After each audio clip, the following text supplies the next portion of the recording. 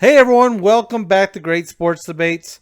We're bringing you this week's power rankings, and we have a few changes. As always, we'll start with the worst team, which currently looks like the New York Giants. Now, I've always said I didn't think they should be giving Danny big money.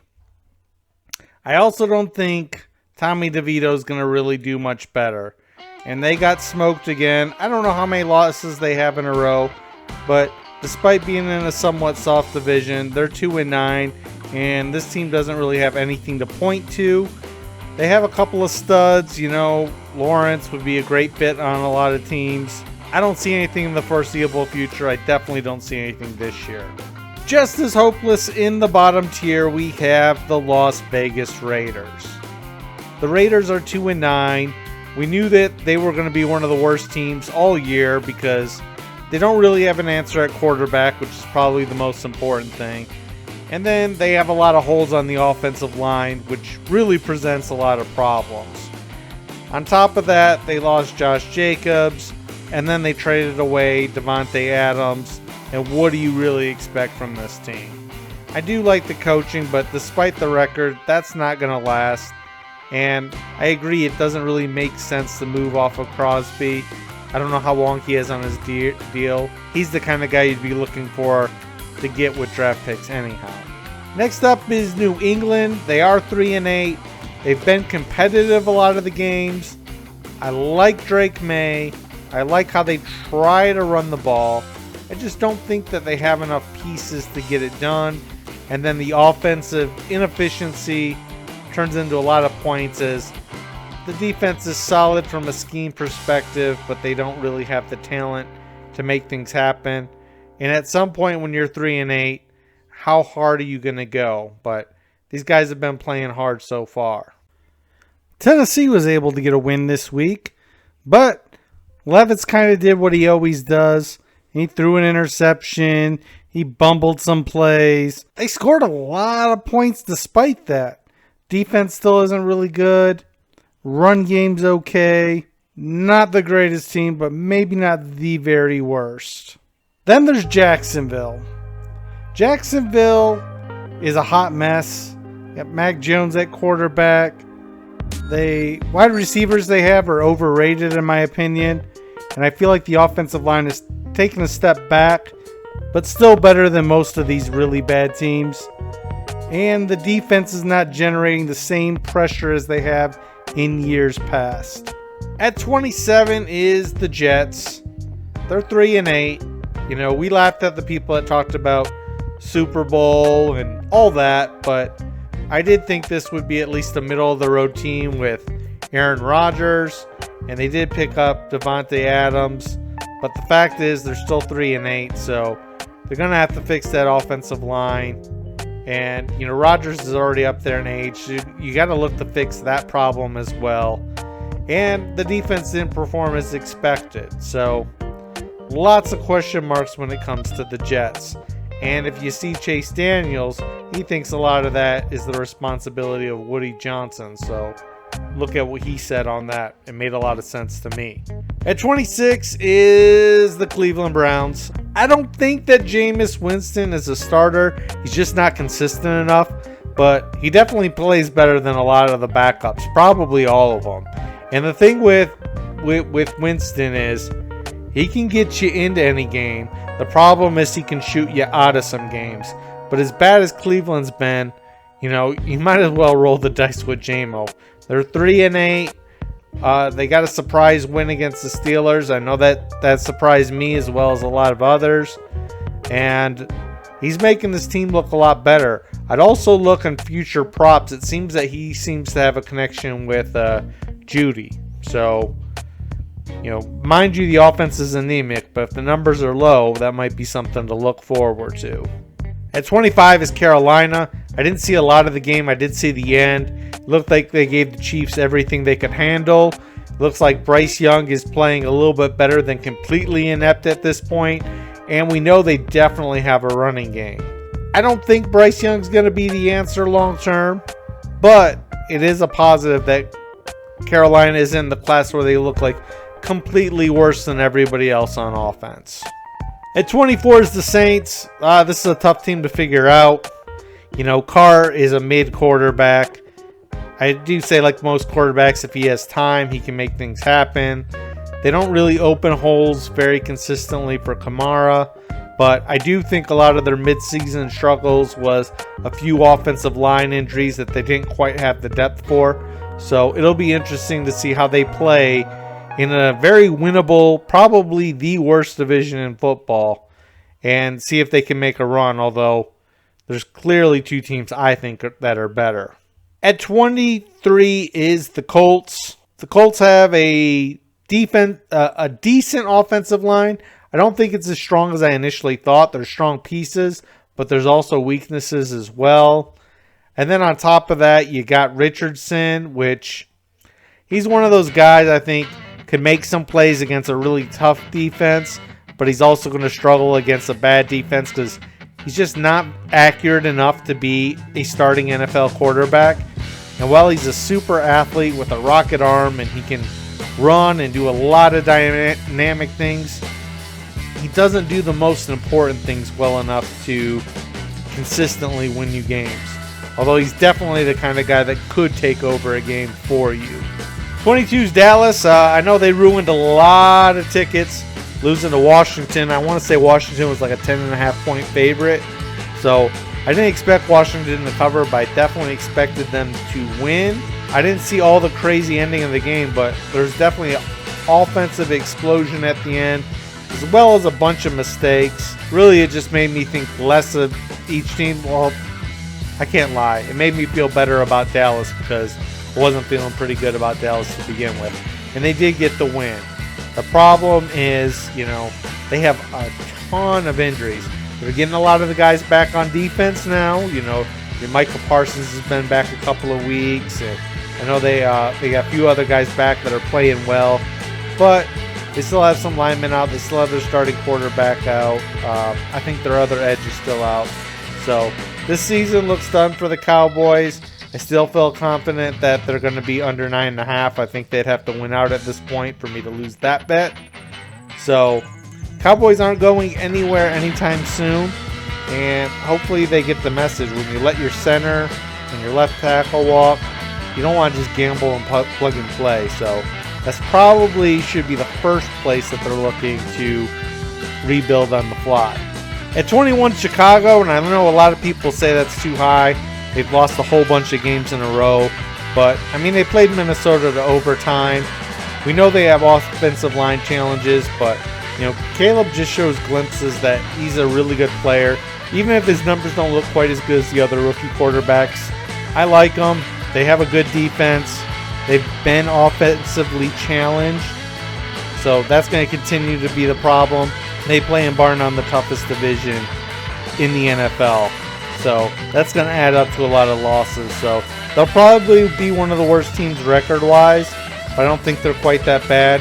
It might make for an interesting look at win totals next year. At 20 is Cincinnati. And Joe Burrow has proven their offense can play about as good as almost any offense in the league. The problem is their defense is just really bad. It doesn't make a lot of sense. You got, Trey Hendricks that gets lots of pressure, lots of sacks. You think with what they bring in offense, the defense would be a little better. And I know they've been not so great in years past, but not really as bad as they've played this season. And on top of that, the offense isn't always kind of consistent. It shuts down a lot when the big play's not working. They can run the ball somewhat, but not against the better run defensive teams. If I was playing against Cincinnati, I'd just try to take away Chase. And that's been pretty successful for teams thus far. So, playoffs are probably out of the picture. I think they're 4-7. And even if they win out, that may or may not be enough to get them in. At 19 is San Francisco. They're 5-6. They've looked pretty bad. Some people might have them lower, but I'm just looking at this as Trent Williams should be back, next week or soon. Brock Purdy, the MRI's good. He should be back next week or soon. I think they haven't felt, they've clearly fallen from where they were last year. But if we remember how good they were, and you start adding up the pieces, and you look at Kittle and Debo with Purdy, If the line can play all right, they got CMC back, let him get into the fold and get going. They can be all right. We talked about it. You lose inside defensive players like Armstead and stuff like that. That adds up over time. The Fred Warners, all those guys. They still have some big playmakers over there like Bosa, but clearly not the same team as last year. But I think maybe better than they've played so far. At 18 is the Rams, and this whole division is kind of hard to figure out, and they all beat each other, and it's all over the place. I still have faith in Matt Stafford. He can't finish strong down the fold, then maybe it's time to look past them. But just seeing some of the plays he can make and the fact that they can run the ball pretty good with Kyron Williams, I expect the offense to be better than it's played. Again, we know they've had a ton of injuries all year, especially across the offensive line. And with the fact that they got some young players that are starting to get some pressure, maybe the defense won't be totally horrible. They've definitely played better in recent weeks. At 17's Arizona, they finally lost after a 4-game winning streak. And the offense just looked like a struggle, which was a bit confusing to me. But it seemed like Seattle did a thing where they kind of loaded up and didn't let them run the ball and forced them to win with the pass. Something I thought they would probably be able to do, but it definitely didn't look like it from that game. Again, I didn't see the whole game. The fact that they weren't able to really put up anything on Seattle's defense when Seattle could not run the ball on them at all is pretty telling. Speaking of, I got Seattle at 16. They're 6-5. I don't know all the ins and outs of who beat who. But I know they just beat Arizona, so I think that they're in the driver's seat for that division currently. But there's still a lot to be played, and all the teams are within a game of each other, or half a game, or whatever. At 15 is Miami. Now, maybe this is just influence I'm getting from some of these Miami fans that I talk to. It doesn't feel right, but we just know that this team has potential to be good on offense, right? The question mark is how well the offensive line holds up, being able to open holes to run, and giving Tua time to throw the ball, which was probably the bigger problem at the beginning of the season. Now, some people will try to say, hey, look, Tua's back. And yeah, it coincides with some wins, but it's also against some weaker teams. And I didn't forget that Miami didn't play super great before he got injured either. But they're playing well now. The question is, go back and look at the last 3 or 4 games and who they played. So how good are they? I might have bumped them up too high. But again, none of the teams I've mentioned so far have anything I'm really wowed by. And I do think Tua is better than most people. I definitely don't think he's as good as the people that are saying he's like top 5 quarterback or any of that stuff. But he's definitely a good quarterback. He puts up good numbers. He's got good weapons in Hill and Waddle. And he's definitely liking the tight end right now. So they seem to be rolling pretty good. I'll have them at 15 now until they prove me wrong. And next week will be a big game. So anyone that thinks that Miami's going to be able to slide into the playoffs, let's see them beat Green Bay on Thanksgiving. I don't think that's going to happen, but that will really tell where Miami's going to fall the rest of the year. All right, at 14, we're getting to our top 3-tier teams. I got Atlanta at 6-5. They've never looked the way I've expected them to look this season. The run game has not been as strong as it was last year. I really thought that would improve with Cousins opening things up, but he's kind of looked a little all over the place and looked his age a little bit sometimes. He looks a little panicked when he gets hit a few times. Obviously, he can make some great throws and he's won them some games, but at the end of the day, they're 6-5 and not such a tough schedule.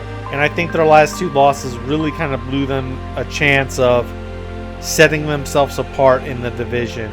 And now they're only a game of Tampa Bay, who has all their pieces back and is only a game behind. At 13 is Houston. I feel like this is too high. I just don't trust this team, but I really don't see them worse than any of the teams we've mentioned already. Maybe Atlanta or somebody, but it's splitting hairs. It's disappointing. Like some games, it looks like they can really run the ball, but against some of the better teams, they can't run at all. And their left guard is I think it's their guard. I can't remember, but I know they have an interior offensive lineman that's a problem where you see a lot of leakage and Stroud getting hurried. Stroud isn't making as good as decisions as he did the first year and a half or so. And even with Nico Collins back, they still lost to a Tennessee team that's really not that good. Now, granted, it was their defense letting Tennessee score a lot more than they typically do. The fact that they couldn't win that game and they have the record they do with the schedule they played so far has me a little lower on Houston, despite some of the signings like guys like Hunter that are playing well, and Houston still hasn't really elevated their play. At 12 is Washington, and it probably looks too high after they've lost the Cowboys and everyone else under the sun lately. The offense just doesn't look as good as when they were beating up on bad teams. I think the GM just really needs to figure out what pieces they need to add during the offseason, because I think at this point they've shown their offense is not going to show up. Yeah, they can make big plays, but they're not going to consistently show up against the best teams in the league. At 11 is Denver, and again, this is another team that I really just don't like, but I got to listen to the results. They've been winning. They beat decent teams. They play pretty good defense. They don't really run the ball well, but they run the ball a lot. And Bo Nix keeps putting up pretty good numbers, even though I don't think they're great passing the ball.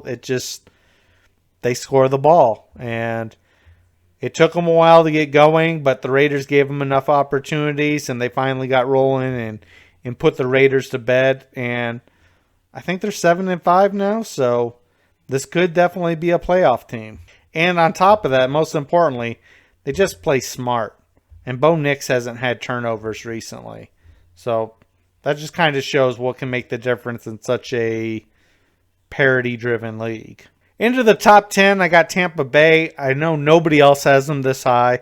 But if you remember, Tampa Bay was putting up a lot of points on people. Then they had both of their wide receivers down and some linemen, and they looked pretty garbage and lost some games. And I think they got most of those guys back. They could get on a roll. Again, I don't know that they're going to beat the top tier teams, but they've definitely proven they can score the ball and they have a good run defense. And they have key guys all over the place. At 9 is the Chargers. This is the highest I've had them all year. I don't even know if they're going to win their game coming up this week, because I'm making this before the Sunday night and the Monday night games. But the fact is that they're 7-3. They got a pretty solid defense, and they can do enough on offense to win games. Again, not a team I have a lot of confidence in. At 8 is the Pittsburgh Steelers. They have a really good defense, and every time I just kind of am like, man, Russell Wilson and George Pickens, and this is enough to match up to this good defense. They just disappoint me. I don't understand the Cleveland game. I don't really get how that happened, but it did. The Steelers had an opportunity to close the door on the Ravens, but with the Ravens one game back, I got them at 7. The eye test, right? If you look at a lot of things, the Ravens are just more aesthetically pleasing. I know it's going to be hard with them because they already lost to the Steelers, but, they got Derrick Henry, they got Lamar Jackson. That's enough to keep the offense rolling, although, it's had some dead spots during the year. It's still among the top offenses in the league. And their defense just has to figure it out. With coaching, they've usually been able to have a pretty good defense. Kyle Hamilton has been a good safety. They usually are able to plug and play new guys on the interior of the defense, where they don't have that this year like years past. So that's the scary part with the Ravens. Do you trust the defense? All right, at number 6 is Minnesota, and this is probably the weakest 9-2 team in memory. I just don't think that they're very good. Obviously, they've been getting the job done. They need to return to that elite pass rush that they had early if they want to continue to win games, because the offense just shows a lot of holes, right? The offensive line, they've taken some hits there, which has completely changed the way the offense has looked, because they can't run the ball as effectively as they did early in the season. And Sam Darnold doesn't have as much time. And if you look at the last game, Chicago played them close by just eliminating Justin Jefferson from the offense, which is harder to do than it is to say. But Minnesota they look challenging every time that they win the games. And I don't know if that's the team I'm going to bet on when they play some of the better teams. At 5 is Green Bay, and I know they lost to Minnesota. I just think that they're better. They have a better offensive line. They're able to run the ball better and more efficiently. And if Jordan Love just played half as good as Green Bay fans thought he was, they'd be a top team for sure. He's had too many turnovers. They got a good enough defense. McKinney's a ball hawk. This could be a tough out in playoff time. Probably the top team in the NFC that nobody talks about. At 4 is Philly, and I think they're still unproven. I don't know if they're better than these teams in the NFC North that we're talking about. In fact, I think they lost to Green Bay earlier in the year. I remember that was a close game. But they are 8-2. I think they started 2-2, so they've reeled off a lot of wins in a row. I feel like we've shouted it into existence. Hand the ball off to Saquon Barkley, and it opens everything up. That was just a steal of a signing and free agency, and he pairs great behind a really strong offensive line that's still really good. And when Jalen Hurts has time to throw the ball, he's got weapons and everything else. He can make it happen. At 3 is the Chiefs. They just keep winning all these close games somehow. So, I mean, they're 10-1. We talked about Minnesota maybe being the worst 9-2 team in memory. I definitely said when the Chiefs were 9-0, they are definitely the worst 9-0 team I've ever seen. But they did escape with the victory against Carolina, and Patrick Mahomes continues to make plays in the clutch. And that's what it is with Kansas City. With all the things we talked about of, having good players at every level of the defense and, having speed at wide receiver and a strong interior on the offensive line and the ability to run the ball, Patrick Mahomes can win it with his hand, with his arm and with his feet. And that's going to make the Chiefs a tough out. And there's a reason they're 2-time Super Bowl champions. At number 2 is Buffalo. The offense looks great. Josh Allen is just showing no matter who you stick him with, he's going to make it happen. Like, you give him some half-decent blocking, you give him a decent run game, he makes everything happen. The defense is a question mark, even though they've played better of late. They got some young safeties there that have been doing all right. I don't know if Buffalo's going to be able to keep relying on Josh Allen to do it every week for them.